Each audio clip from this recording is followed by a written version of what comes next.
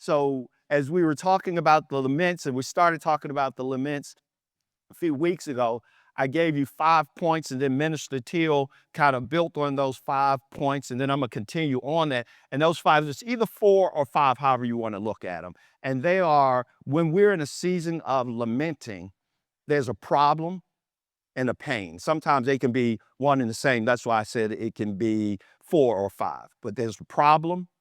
From that problem often comes pain. And then as us as believers, there's a petition, a cry out to God. And then there should be a pivot. And we're going to talk more about that in a moment. And then hopefully a praise. And the laments pretty much follow this pattern, not all of them.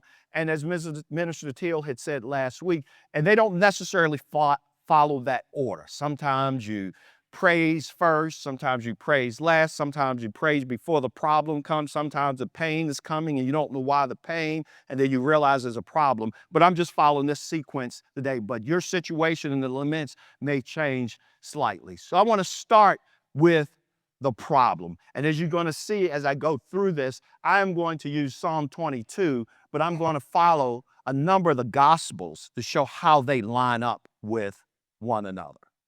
So Psalm 22, verse 1, David says, my God, why have you forsaken me?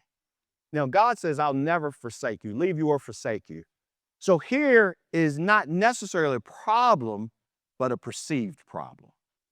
There are times when we feel that God has left us.